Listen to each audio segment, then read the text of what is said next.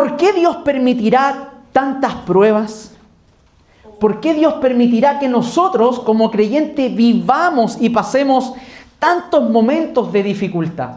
Algunos piensan que el hecho de ser cristiano, las pruebas ya no van a existir, van a pasar, ya no van a haber. Pero sabemos que las pruebas son parte de nuestro caminar. Hoy estamos acá, nos vemos, ¿cierto?, quizás sonriente por fuera y a veces por dentro estamos hechos pedazos, estamos hechos trizas. Pero bueno es servir al Señor. Entonces la pregunta, ¿por qué Dios permitirá el sufrimiento en un cristiano?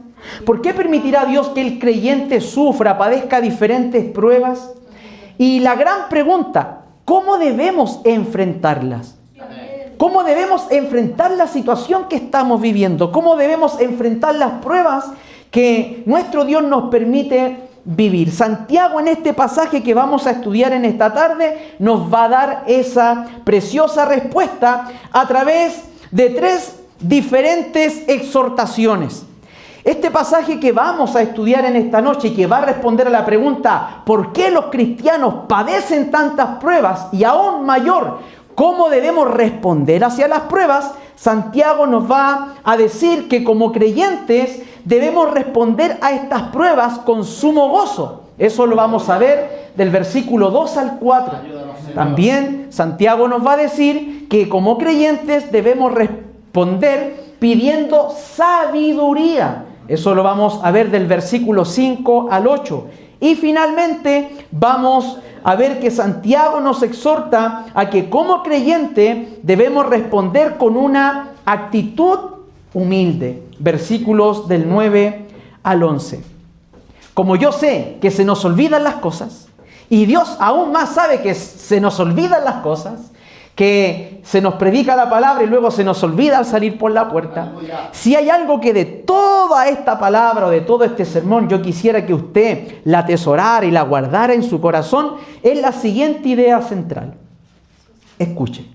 Las pruebas no son para destruirnos, sino para madurarnos y hacernos crecer para parecernos más a Cristo. Aunque se olvide de todo el sermón y de este predicador y que vino hoy día a la iglesia, acuérdese de esto. Las pruebas no son para destruirnos, sino para madurarnos y hacernos crecer para parecernos más a Cristo.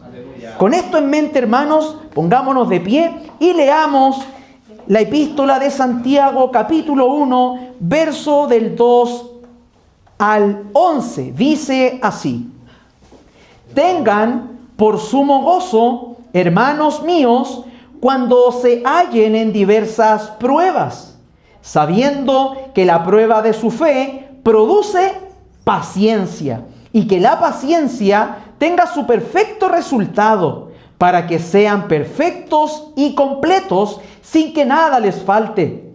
Y si a alguno de ustedes les falta sabiduría, que se la pida a Dios, quien da a todos abundantemente y sin reproche, y le será dada. Pero que pida con fe, sin dudar, porque el que duda es semejante a la ola del mar, impulsada por el viento y echada de una parte a otra. No piense, pues, ese hombre que recibirá cosa alguna del Señor, siendo hombre de doble ánimo, inestable en todos sus caminos. Verso 9. Pero que el hermano de condición humilde se gloríe en su alta posición, y el rico en su humillación, pues él pasará como la flor de la hierba, porque el sol sale con calor abrasador, y se seca la hierba, y su flor se cae, y la hermosura de su apariencia perece.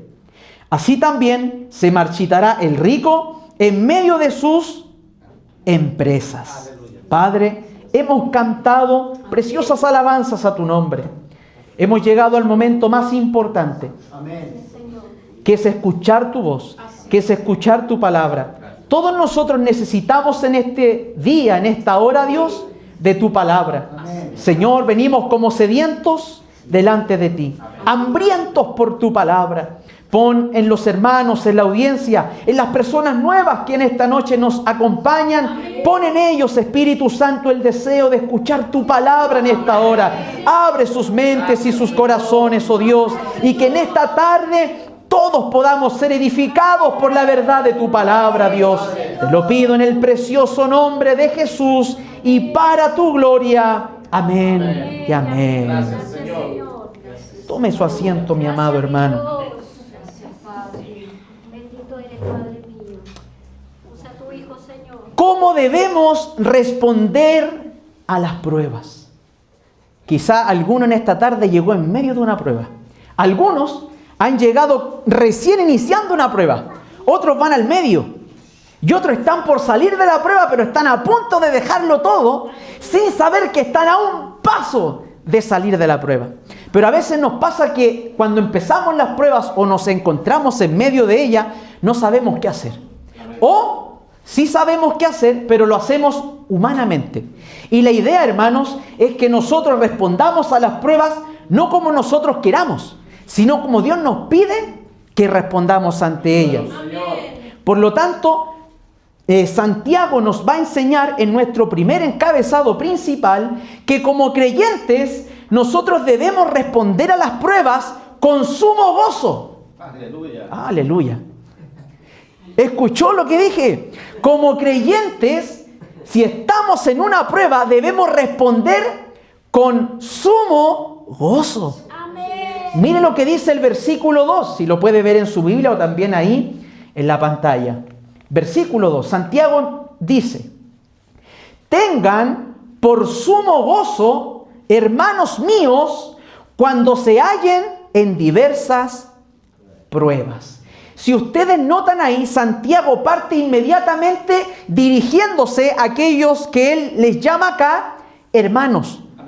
En el sermón anterior nosotros vimos de manera bien general, voy a decirlo ahora, que el escritor de esta carta, cuando usted va al versículo 1 de sus Biblias, o si podemos ahí retroceder, mire lo que dice: Santiago, siervo de Dios y del Señor Jesucristo, a las 12 tribus que están en la dispersión, saludos. O sea que aquí en el versículo 1 de inmediato encontramos quién escribe esta epístola o una carta, y es Santiago. Su nombre se le conoce como Jacobo. Habían 4 Jacobos en el Nuevo Testamento, pero el Jacobo que escribe esta carta es el hermano del Señor Jesucristo. Ahora usted se preguntará, ¿Jesús tuvo hermano? Sí tuvo hermano. Aunque Jesucristo nuestro Señor fue concebido por el Espíritu Santo en el vientre de la Virgen María, luego de la unión que tuvo José y María, nace este escritor Jacobo, o llamado Santiago. Entonces decimos que este escritor es medio hermano de Jesucristo.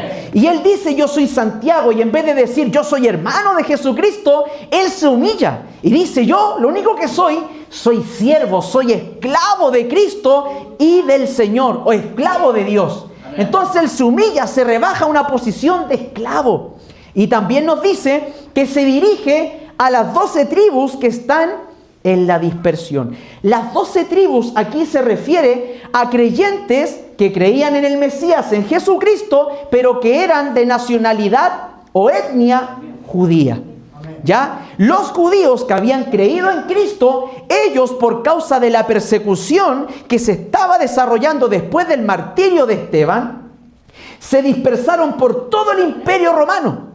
Entonces, ¿qué empezó a pasar? Santiago les escribe para animar a estos hermanos que se encontraban viviendo persecución, pruebas, tribulaciones. Estos hermanos que estaban viviendo diversas pruebas, Santiago les escribe para animarlos en medio de esa situación, pero sobre todo para que su fe quedara evidenciada a través de las obras.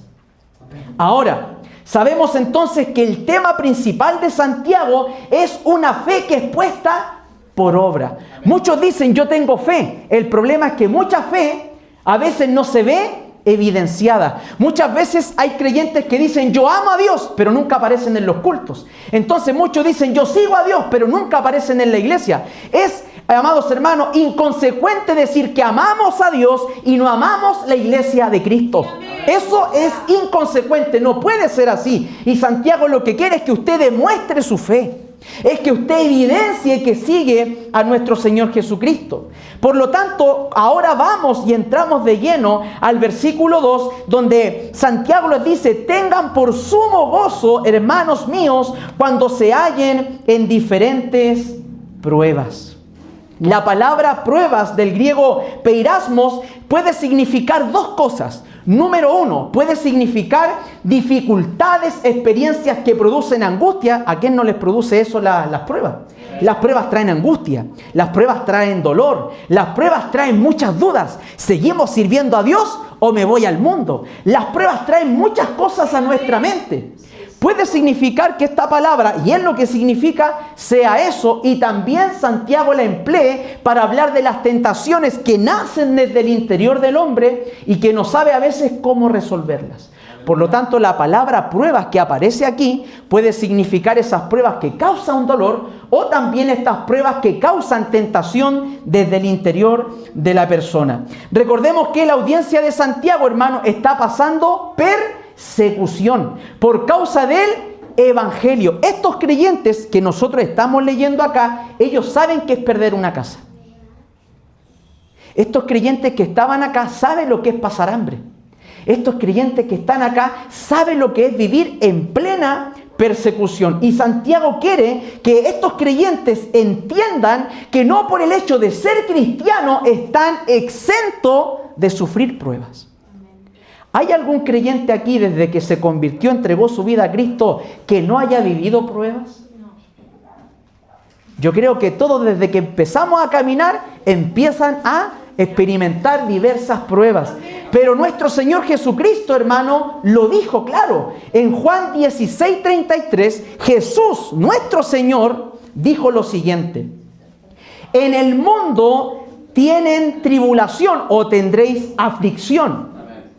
Y aquí dice, pero a pesar de la tribulación que van a tener, confíen.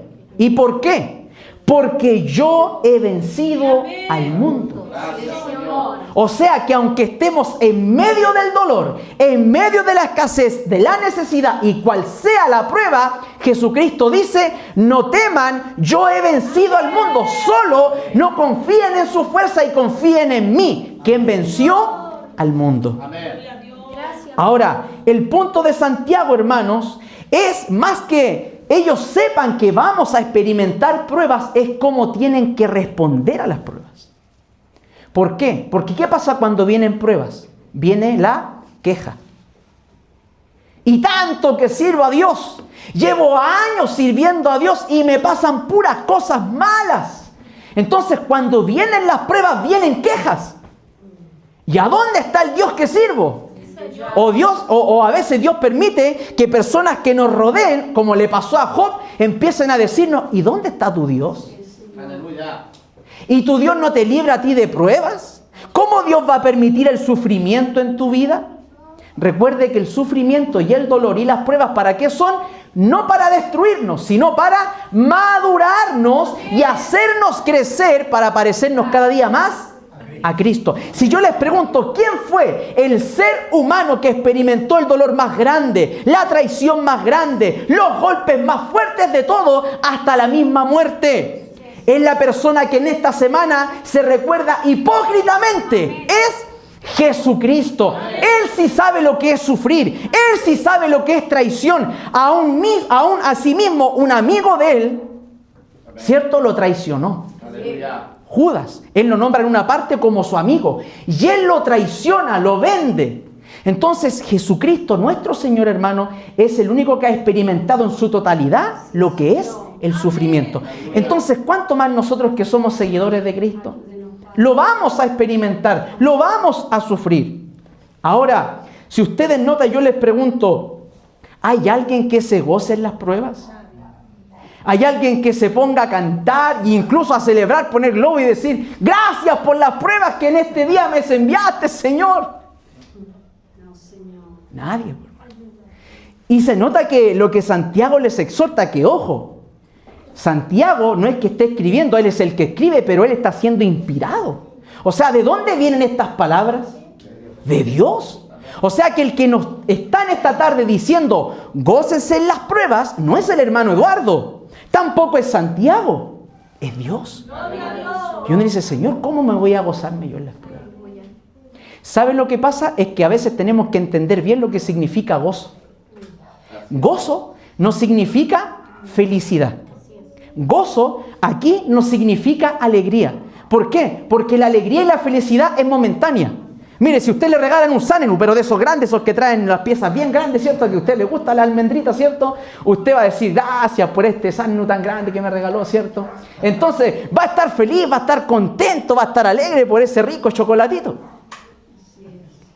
Pero, ¿qué pasa si le dan ese Sanenu, el de 2 piecitas nomás? El día de su aniversario, llegan ahí, toma, ahí tiene un chocolatito. Se va a poner triste, quizás hasta se lo tire por la cabeza el chocolate. La felicidad, hermanos, es pasajera. La felicidad depende de las emociones. Cuando estamos bien, servimos bien a Dios. Pero cuando estamos mal, ya no queremos servir a Dios. Entonces, el gozo que está acá Santiago se refiere al estado que tiene que tener el creyente. Más profundamente, la palabra gozo acá significa que Santiago está diciendo, cuando ustedes estén en esas pruebas, gócense. ¿Pero en qué sentido? ¿Siendo felices con la sonrisa Pepsodent de oreja a oreja? No. Santiago está diciendo, aún en medio del dolor, aún en medio de su escasez, aún en medio de su necesidad, confíen en Dios. Aleluya. Ese es el gozo. El gozo no es algo emocional, es un estado. Así es. El gozo es un estado que, a pesar de que no somos felices y alegres en las pruebas, permanecemos confiando en Dios, quien tiene el control de todas las cosas.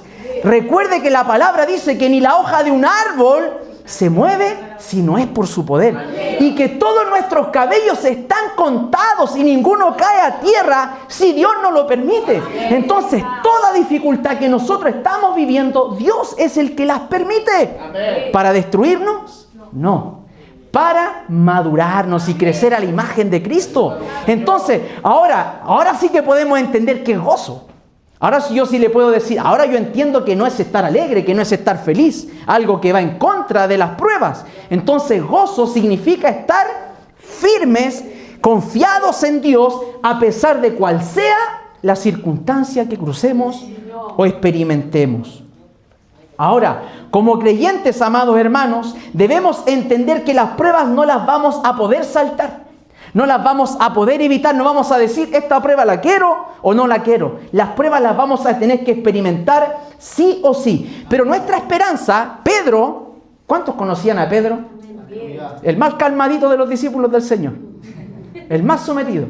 Pedro escribe después una carta, primera de Pedro, que nosotros la estudiamos, ¿se acuerdan? Y Pedro en el capítulo 1, verso 6, dice que las pruebas son momentáneas y pasajeras. Y dice Pedro que las pruebas es para probar nuestra fe como el oro en el crisol. Aleluya. Mire, su fe está siendo probada ahora mismo en una prueba. Yo no sé cuál prueba. Pero esa fe está poniéndose al fuego candente, ahí al rojo vivo. Pero cuando usted salga de esa prueba, será su fe como un metal precioso para Dios. Gracias, Señor. Algunas pruebas que Dios permite que vivamos pueden ser, por ejemplo, enfermedades. Pueden ser, por ejemplo, escasez económica. Puede ser la pérdida de algún ser querido. Puede ser persecución o desprecio por causa de nuestra fe, ya sea en nuestros hogares, vecindarios, colegio, universidad o trabajo. Ahora, es nuestro deber, hermanos y hermanas, discernir si lo que estamos viviendo es una prueba que Dios está permitiendo o es la disciplina de Dios. Yo he escuchado a algunos creyentes que dicen, no, estoy sin trabajo, estoy pasando necesidad económica. Y usted le pregunta, ¿ya has salido a buscar trabajo? No, estoy esperando en Dios. Eso no es una prueba, eso es flojera. Así es. Porque la persona, hermano, tiene que salir a buscar trabajo. Está pasando necesidad económica, ¿por qué no sale a buscar trabajo? Así es.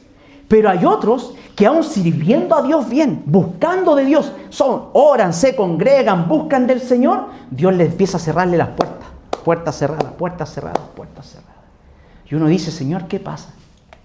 Es que Dios está probando tu fidelidad. Y en ese momento, ¿sabe quién aparece? Satanás, igual como le apareció a Cristo en el desierto. Amén. Y viene y te dice, como sabe que usted tiene que congregarse el día del Señor, le dice, yo te doy un trabajo por 1.200.000 pesos. Pero tienes que congregarte martes, jueves y domingo.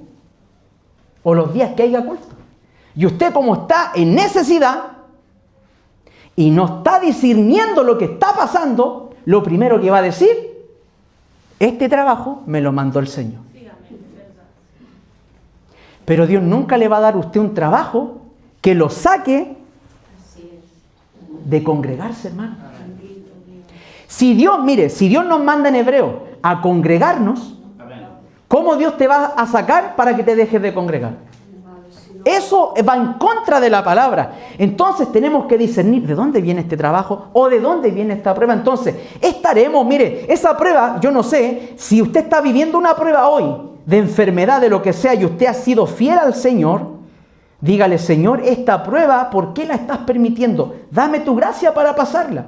Ahora, si esa prueba, enfermedad, escasez, porque muchos pueden pasar escasez también porque se sobreencalían, hermano. Como dice en la tarjeta de plástico, aguanta, ¿cierto? Y después terminamos en la lista negra de DICOM. Pero Dios nos manda a ser sabios. Dios nos manda a aprender de nuestros errores. Entonces, discierna, esta prueba económica que yo estoy viviendo, esta aflicción económica, ¿es una prueba de Dios o fue porque yo soy un mal administrador? ¿Cierto? Se banquetea la primera semana, llega su sueldo y la primera semana invita a su esposa, pero a todas partes. Y de la tercera semana en adelante ya no hay ni para echarle al pan. Porque es poco sabio.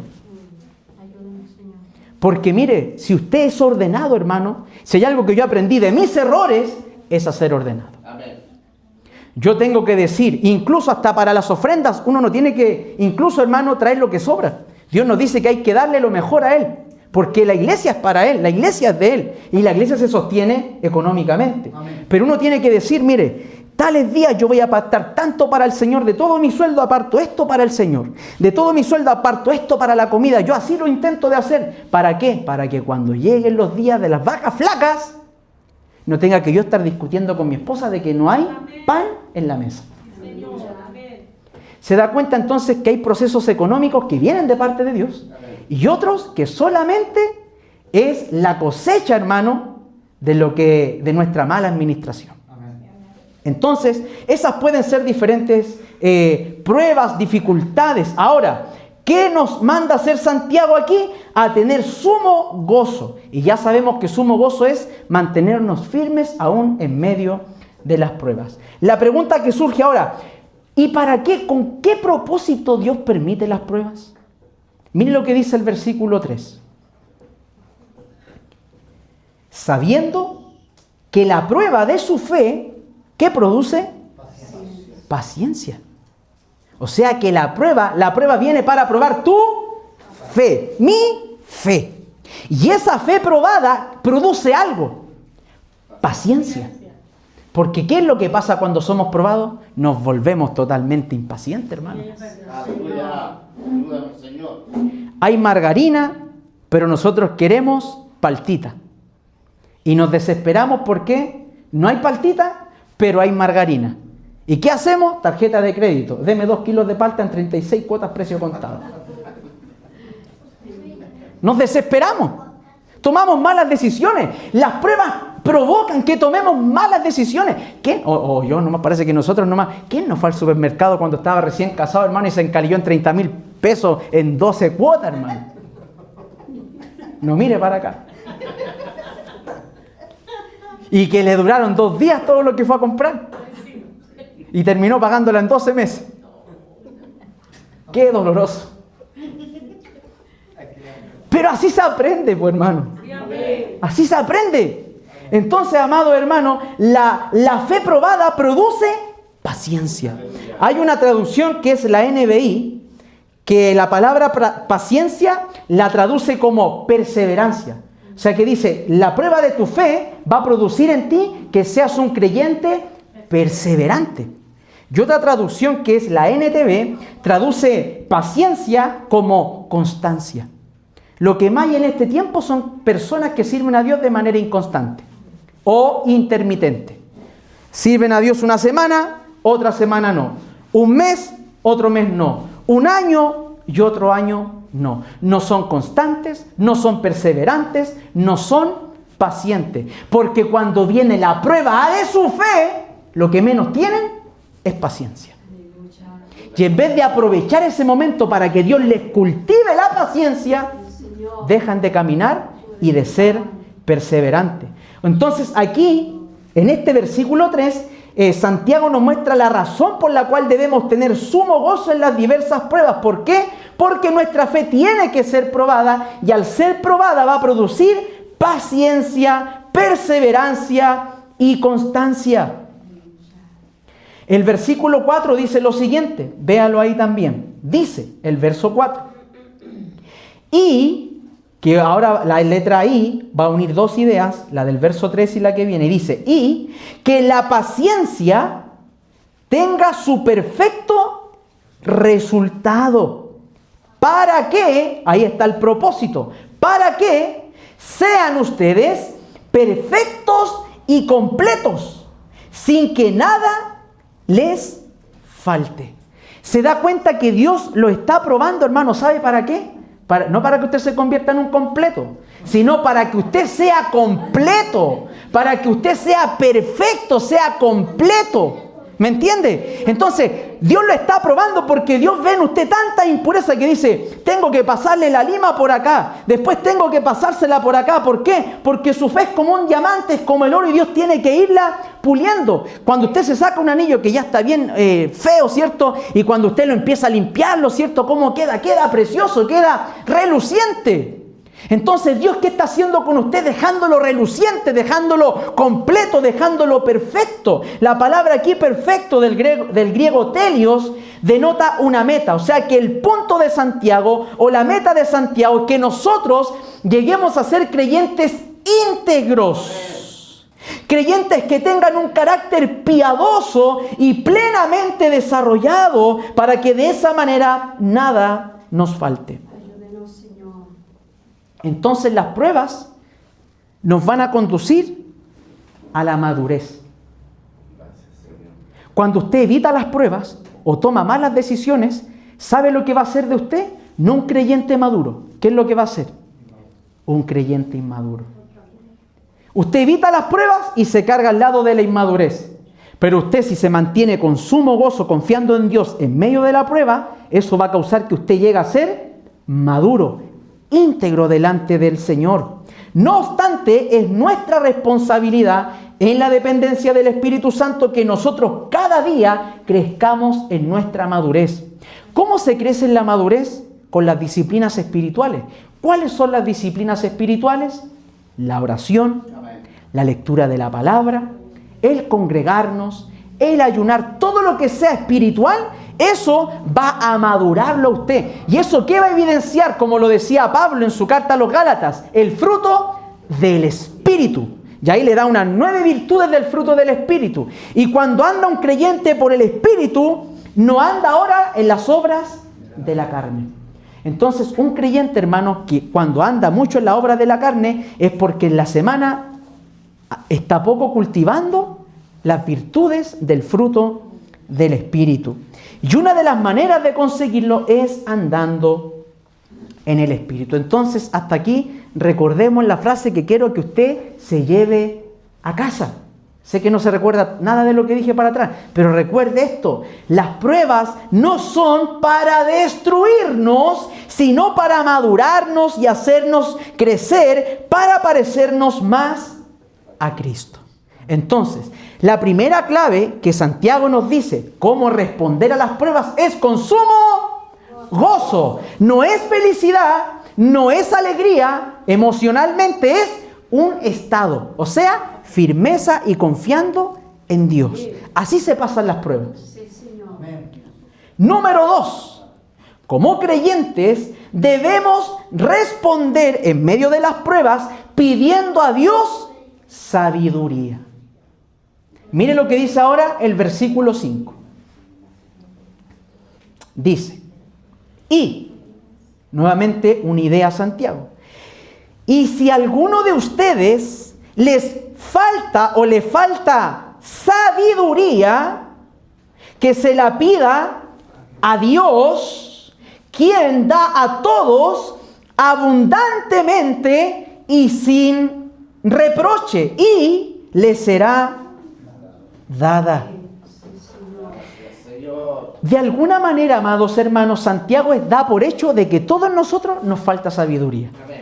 Y yo me pongo de los primeros y digo, me falta mucha sabiduría. ¿Por qué? Porque muchas veces por no ser sabio le respondo mal a mi esposa. ¿Por qué? Porque las pruebas que causan, incluso las pruebas traen problemas matrimoniales, problemas familiares, incluso problemas en la misma iglesia. Las pruebas, hermano, el no ser sabio nos hacen actuar de manera como Dios no quiere que actuemos. Entonces aquí Santiago da por sentado de que todos los creyentes necesitan sabiduría. Ahora, ¿qué es sabiduría para un judío o qué es sabiduría para Santiago? Santiago dice, sabiduría es más que conocimiento bíblico. Sabiduría es más que teoría. Santiago dice, una persona sabia no es la persona que tiene información, es la persona que pesca esa información y la pone por obra. Esa es una persona sabia. Hay personas que intelectualmente saben bastante, mucho. Saben mucho, intelectualmente tienen mucho conocimiento, pero no son sabios. El sabio es aquel que tiene conocimiento, pero luego lo toma y lo pone por obra. Ese para Santiago es una persona sabia, o es la sabiduría que Santiago nos pide. Por tanto, todos debemos pedir a Dios, quien da a todos abundantemente, sabiduría. Si ustedes notan, dice que hay que pedirla, y ese pedir es un verbo, y ese pedir se encuentra en presente. ¿Qué quiere decir? Que siempre y constantemente tenemos que estar pidiendo sabiduría. Hermanos y hermanas, cuando usted va a un trabajo nuevo, pídale a Dios sabiduría, porque todos los jefes son diferentes. Cuando usted llega a una iglesia o de otro pastor o donde sea, pídale a Dios sabiduría. Cuando usted hable con hermanos, pídale a Dios, por favor, sabiduría. Amén. Para que vivamos, pidámosle a Dios sabiduría. Ahora, esa sabiduría que tenemos que todos pedir y que nos falta, tiene una condición. ¿Cuántos quieren recibir sabiduría? Primero reconozcamos, ¿a cuánto nos falta sabiduría? Amén. Ya, avanzamos. Nivel 1, desbloqueado. 2. Ahora, ¿cuántos quieren recibir sabiduría? Porque una cosa es reconocerlo y otra cosa es pedirlo o desearlo. Ahora, ¿cuál es la condicional? Vean lo que dice el verso 6. Santiago en el 5 nos exige pedir sabiduría en las pruebas y ahora en el 6 nos muestra la condicional para recibir esa sabiduría. Verso 6 dice, pero que pida con fe. Sin dudar. ¿Por qué? Ese ahora nos va a decir por qué hay que pedir con fe y sin dudar. Porque el que duda, aquí Santiago va a usar una imagen de la naturaleza. El que duda es semejante a la ola del mar, impulsada por el viento y echada de una parte a otra. Entonces, ¿cuántos necesitan sabiduría? Amén. ¿Qué hay que hacer para tener sabiduría? Pedirla. Primero reconocer que me falta sabiduría, que no soy sabio, y luego hay que pedirla. Amén. ¿Pero cómo? Con fe. Con fe, con convicción, porque dice ahí Santiago que Dios la va a darla, pero no porque te la merezcas, te la va a dar por gracia, porque aún no mereciéndola, Dios te la va a dar, porque el que pide, recibe, el que busca, halla, y el que golpea, se le abrirá. Algunos piden y no reciben porque piden mal, porque no tienen fe para pedir. Entonces, necesitamos sabiduría y hay que pedirla con fe, sin dudar. ¿Por qué? Porque Dios la va a dar. Entonces, en esta tarde tenemos que pedirle a Dios fe. ¿Cuánto han visto las olas del mar? ¿Cuánto han ido a la playa? Amén. ¿Ha visto usted cuando las olas del mar por el viento son llevadas a veces hacia acá, a veces para el otro lado, como que no se discierne mucho hacia dónde el viento está llevando las olas o las ondas de las olas? Amén. Ya, Santiago dice que el que duda es como las olas del mar que son llevadas de un lugar a otro. ¿Qué pasaría? ¿Usted conoce los corchos? ¿No es que son livianitos los corchos? Arroje un corcho al mar. El corcho no va a tener dirección. El corcho flota, y si el viento va a la derecha, el corcho a la derecha. Si el viento va a la izquierda, el corcho se va a la izquierda. El corcho va para donde el viento lo lleve. Entonces, amados hermanos, Santiago dice que el que duda es semejante a la ola del mar impulsada por el viento. Ahora, ¿qué sucede con los que dudan? Mire lo que dice el versículo 6 y 7. Leamos nuevamente el 6 completo y el 7. Dice: pero pida con fe sin dudar, porque el que duda es semejante a la ola del mar, impulsada por el viento y echada de una parte a otra. 7. No piense pues ese hombre, el que duda, que recibirá cosa alguna del Señor. ¿Por qué Santiago dice que esa persona que duda no va a recibir nada? A lo mejor usted ha pedido muchas veces sabiduría y no la ha recibido porque ha dudado. Y ha sido semejante a las olas del mar, llevadas de un lado a otro. Por eso a lo mejor no ha recibido sabiduría. Y Santiago dice que esa persona que duda, ¿va a recibir algo? No, dice ahí que no va a recibir nada. Y nada es nada. O sea, no va a recibir nada. ¿Por qué? ¿Por qué Santiago dice que no va a recibir nada? Porque esa persona está demostrando inseguridad. Esa persona está demostrando inestabilidad. Esa persona está demostrando de que no confía plenamente en Dios. ¿Sabía usted que la poca confianza en Dios es pecado? Aleluya. Entonces esa persona no va a recibir nada. ¿Por qué? Porque desconfía de una persona que es imposible, hermano, que podamos desconfiar. Dios. Entonces necesitamos pedir con fe, sin dudar, o si no, no vamos a recibir nada. Ahora, Santiago evidencia que una persona que es inestable en el versículo 8, lo que es una persona inestable. Miren lo que dice el verso 8. Santiago dice: siendo hombre de doble ánimo, inestable en todos, no dice algunos, dice en todos sus caminos. Yo sé que muchos conocen esa expresión, el de doble ánimo, ¿cierto? Falta un hermano y decimos, este es de doble ánimo. Es como que es como el camotazo que nos gusta tirar. El de doble ánimo. Esa expresión solamente la ocupa Santiago, este autor. Usted no la va a encontrar en ninguna parte del Nuevo Testamento. Solamente aquí en este versículo y en el capítulo 4, verso 8, se encuentra esa palabra o expresión de una persona de doble ánimo. La pregunta, ¿qué es una persona de doble ánimo? Una persona de doble ánimo es la que tiene la mente, el corazón, el alma, la tiene dividida.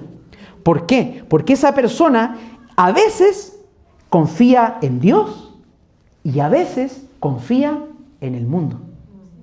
Es una persona de doble ánimo. Esa persona quiere tener lo mejor de las dos partes. Esa persona, por un lado, quiere agarrar todo lo bueno de Dios y por otro lado, todo lo que le gusta del mundo. Entonces, es de doble ánimo. No está dispuesto a solamente aferrarse a Dios. Entonces, cuando le conviene, abraza a Dios, y que casi siempre a un creyente le conviene aferrarse a Dios cuando está en prueba. Pero cuando está bendecido, cuando usted se deleita en esa mesa de reyes que tiene en su casa, ahí, deja a Dios ahí, y ahora confía en su trabajo, en su fuerza, en su contrato indefinido, está contando los días para que lo pasen a contrato indefinido. Ahora usted confía en eso, en un contrato indefinido. Ya Dios ya le dio el trabajo, ahora pesquemos a Dios y dejémoslo allá. Ahora yo confío en lo que yo puedo hacer en mi trabajo. Entonces hay personas que son de doble ánimo, que duda, tiene su conciencia, su alma está dividida. Y dice aquí Santiago, si ustedes notan en ese versículo, que las personas de doble ánimo son inestables en todos sus caminos. Las personas que son inestables en todos sus caminos, ¿sabe cómo se detectan? Aquí yo le estoy dándole perlitas, hermano. Guárdela. Guárdela. Este discernimiento, hermano, no lo va a encontrar en ninguna otra parte. No viene de mí, viene de las palabras. Pero las personas de doble ánimo, ¿sabe cómo se detectan? Las personas que son inconstantes en todos sus caminos, ¿sabe cómo se detectan? Son las personas que nunca se comprometen en nada. No les gusta el compromiso. ¿Por qué? Porque cuando se comprometen, nunca cumplen. Su sí no es sí, su sí es no. Y su no es sí. Entonces las personas de doble ánimo y que son inestables son esas personas, hermanos, que nunca van a querer asumir un compromiso. ¿Por qué? ¿Sabe por qué? Porque solo buscan beneficiarse. Las personas de doble ánimo, que son inestables en todos sus caminos, solamente buscan, como podríamos decirle, tenedor libre. Entrar una vez y comer de todo sin pagar nada más que la entrada. Entonces las personas de doble ánimo, que son inestables, solamente quieren recibir. Solo recibir. Exigen y quieren recibir. Pero en el momento de dar y comprometerse, no se comprometen y no dan nada a cambio.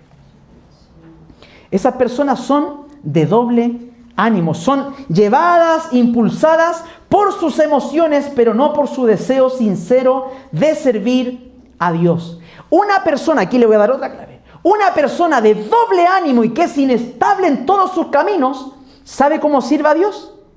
Por emoción. ¿Se recuerda que habíamos dicho que la emoción es pasajera? Ya. Una persona o un creyente de doble ánimo sirve a Dios por emoción, no por estado, no por convicción. Explique un poco más eso, hermano Eduardo. Una persona que sirve a Dios por emoción, ¿por qué es de doble ánimo? Porque mire, si se levanta en las mañanas con deseo de orar, va a ir a orar. Pero, si se levanta en la mañana sin deseo de orar, no va a orar. Porque esa persona no la mueve la convicción, la mueve la emoción. Va a entrar si se siente bien a orar. Y cuando se sienta mal, no orar. Va a dar cuando sienta dar. Y cuando no sienta dar, no va a dar. No tiene convicción. Pero el que tiene convicción, ese es el creyente, que a mí me encantan estos creyentes, de una pura línea. Ese creyente se levante, hermano. Mire, yo he tratado de poner por obra y se lo aconsejo. Aunque a usted le duelan los huesos, sienta que le están poniéndole clavos de A4 en los tuétanos, en los huesos, en la espalda o donde sea, tenga 50 de fiebre, vaya de ladito, gire y cáigase de la cama. Y cuando se caiga de guatalla al suelo, ore. Que ni siquiera la enfermedad lo deje sin hablar con Dios. Amén. El creyente que es de una sola línea, se levante con ganas, enfermo o como sea, se caiga, hermano, el mundo, suban la benzina a 5.000, la parafina a 3.000 y todo se ponga caro, el creyente de una pura línea, con todo caro, va a orar y va a buscar de Dios y se va a congregar, porque no es movido por las cosas que pasan, es movido porque es agradecido con Dios. Lamentable y tristemente, las iglesias hoy están llenas de creyentes de doble ánimo. Ya están viendo a dónde va a disparar el presidente de lejos. Ya está viendo a qué país bombardear, a qué país atacar y ya está preocupado cuánto más va a seguir subiendo las cosas. ¿No es Dios tu proveedor? Ese Dios que alimenta a las aves, que no siembran, no ciegan y se levantan nomás y cantan al Señor ahí los pajarillos. Ese que alimenta a esos pajaritos, no te va a alimentar a ti que vales más que un pajarito. Gracias, Señor. Pero el diablo sabe lo que quiere, que tú te fijes tanto en lo que pasa, que cuando tú miras, ves todo malo, todo malo, todo malo. Y eso te desanima, te aplasta, te hace sentir cansado, te hace olvidarte de orar, te hace olvidarte de congregar, te hace olvidarte de buscar de Dios. Pero cuando tú sabes que aunque se caiga el mundo entero, Aleluya. el salmista dice, aunque caigan 1000 y aunque caigan 10.000, a mí no me tocarán. Amén. Gloria a Dios. Porque nuestro futuro no está en las manos del presidente de turno. Así es. ¿Saben qué mano está nuestro futuro? Aleluya. En las manos de Dios. Así es. Gloria a Dios. Gracias, Padre. Salgamos del doble ánimo. Ya dejemos de servir a Dios por emociones. Dios está cansado de gente que un día quiere cantar y otro día no quiere cantar. Viene con ánimo, va a estar parado y cantando todo el culto, así se va a desgarrar el alma, pero cuando viene enojado se va a sentar, se va a amurrar y va a mirar así para adelante. No va a querer hacer nada, o se va a meter las manos en los bolsillos porque anda enojado. Entonces lo mueve la emoción. Pero el creyente de convicción, aunque le hayan puesto unos palos en su trabajo y lo hayan tenido ahí, hayan abusado de él en su trabajo, el creyente de una sola línea, ¿sabe lo que va a decir? Señor, mis manos con suerte las levanto, estoy reventado. En la micro venía como sardina, me aplastaron, me tiraron afuera del metro, me tuve que subir a la otra línea. Señor, aquí vengo pero desguayingado, parezco estropajo, pero aquí estoy, Señor, porque estoy agradecido, porque a pesar de todo, aún tengo vida, tengo salud, hay alimento, Señor, mis hijos están sanos, mi mujer está sana. Gracias, Dios.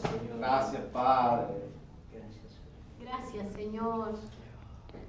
Entonces, dejemos de ser creyentes de doble ánimo Ayúdenos, Señor. y empecemos a ser creyentes de convicción. Gracias. Sienta o no sienta ganas de orar, a orar. Usted se toma y a orar. Así se tiene que tomar, a orar, arrastrarse. Arrástrese a orar. Y su esposa tiene que ser su aguijón o su esposo sea tu aguijón. Y decir, no ha llorado. ¿Qué pasa con la oración? ¿Qué pasa con el ayuno? ¿Qué pasa con la lectura bíblica?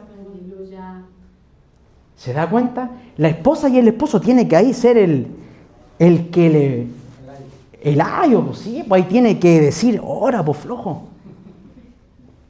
Decir, pintarlo.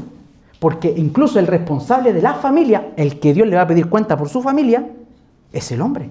Amén. La cabeza del hogar. Así es. Pero hoy día, como le manda la mujer, Aleluya.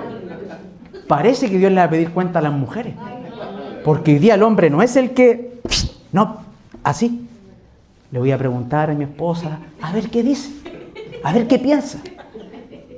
Que es que estamos en otros tiempos y el derecho de la mujer, hermano Eduardo. Entonces, si yo no le pregunto, me pueden echar y voy a ir a dormir al sillón hoy día. Voy a quedar sin colación. Hermanos, Dios puso al hombre por cabeza. Amén. Así es. Entre los matrimonios pueden conversar y poner opciones en la mesa. El hombre no es el tirano, el que dice aquí, papá, no. Dios no puso al hombre como un tirano. Dios puso al hombre para que tome decisiones sabias, con sabiduría. Y cuando usted ponga las opciones en la mesa y mi amor, ¿qué te parece esto? Mi amor, yo creo esto. Ya mira, voy a orar al Señor y que Dios nos responda. Amén. Pero la última palabra la tiene el varón.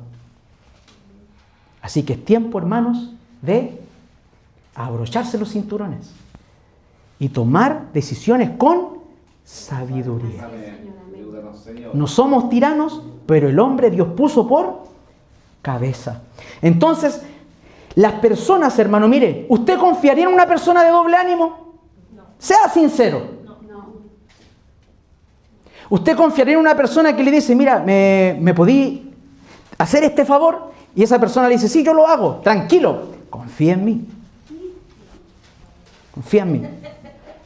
Ay, usted se va recontento y dice, ¿cómo faltan de estos hombres, Dios?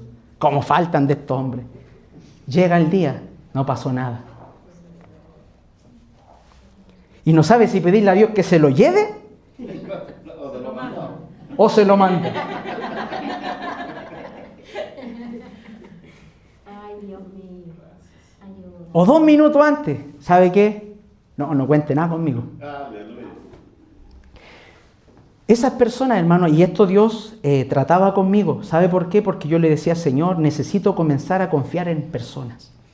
Necesito comenzar a confiar en hermanos. Y Dios, por esta palabra, ¿sabe lo que me dice? Olvídate de los de doble ánimo. Porque en ellos no vas a poder confiar. Así me decía Dios en esta palabra. Si tú pones la confianza en los de doble ánimo, te vas a desanimar. Y yo le decía, entonces, Señor, necesito personas de una sola línea, que su sí sea sí y su no sea no hasta la muerte. ¿Por qué? Porque, hermano, si usted empieza a depender de personas de doble ánimo, ¿sabe lo que le va a pasar en la cabeza? Le va a estallar.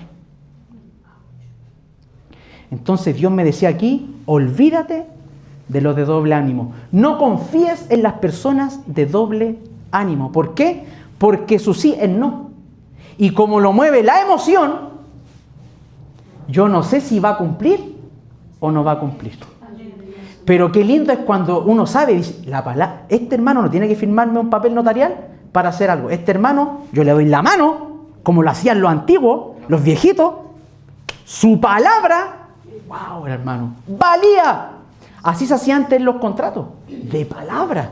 Y la palabra se cumplía. ¿Y usted qué empieza a edificar ahí? Confianza, es decir, ese hermano cumple.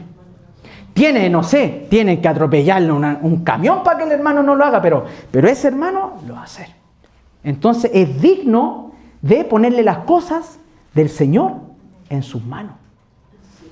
Entonces, amados hermanos, necesitamos salirnos del estado de doble ánimo y pasarnos a ser personas de una sola línea. Y tercero, ¿cómo podemos responder ante las pruebas? Pidiéndole al Señor que podamos tener una actitud humilde. Ahora vea el versículo 9. Santiago dice, pero que el hermano de condición humilde se gloríe en su alta posición. ¿A qué se refiere Santiago en el versículo 9 de que el hermano de condición humilde se gloría en su alta posición? Literalmente, hermanos, Iglesia del Señor, literalmente las personas que ahí Santiago dice que son de humilde condición, literalmente en ese tiempo eran las personas que económicamente eran pobres. Hoy en día hay niveles, ¿cierto? Usted dice, este hermano es de clase baja, este es de clase media, este clase media alta y este ya dispara para allá. Entonces, como acá no hay nadie de esa categoría, de mí para abajo, ¿cierto? Entonces, como no hay nadie de acá, Santiago dice, ustedes que están acá, que son humildes, aunque hay pobres que son cachetones, pobres que son más orgullosos, no tienen nada, pero son orgullosos, son ricos, pero ricos en orgullo. La pobreza no es sinónimo de humildad, hermano.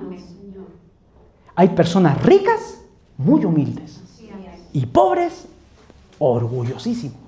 Entonces, aquí Santiago dice, ustedes que son pobres, ustedes que son de humilde condición, que están pasando hambre, que perdieron su casa, su familia, todo eso, gloríense en su posición. ¿En qué posición? ¿En la de la tierra? No, porque un pobre no tiene nada, incluso el pobre lo van a echar para afuera.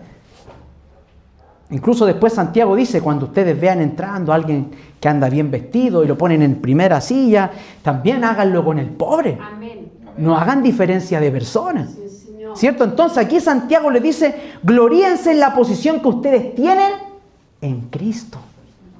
Amén. Hermanos y hermanas, si nos vamos a gloriar de algo, gloriémonos no en nuestro título académico, no en el trabajo que tenemos, no en nuestra posición económica, gloriémonos en que somos de Cristo. Amén. Gracias, Señor. Y miren lo que dice el verso 10 y 11. Y con eso finalizamos nuestro pasaje de hoy. Verso 10 y 11 dice. Ahora le va a hablar al rico.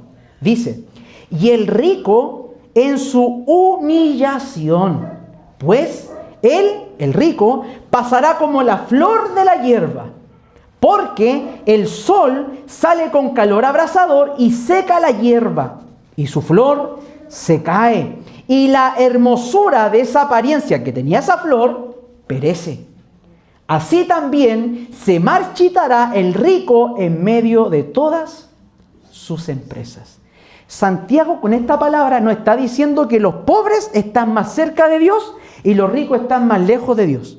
No, Santiago está diciendo, ni los pobres ni los ricos, si no están en Cristo, no valen nada. Tanto el pobre y el rico necesitan a Cristo. Amén. Tanto el pobre tiene que exaltarse en la posición que Dios le ha dado en Cristo, y el rico no se jacte de que es empresario, de que gana buen dinero, de que es un hombre elocuente, no. El rico gloríese, o sea, humíllese en la posición también que Dios le puede dar en Cristo. Entonces, sean ricos o sean pobres, ambos gloríese en la posición que Dios les da y no en las cosas terrenales. Por lo tanto, hermanos, nosotros no nos avergoncemos en nuestra condición.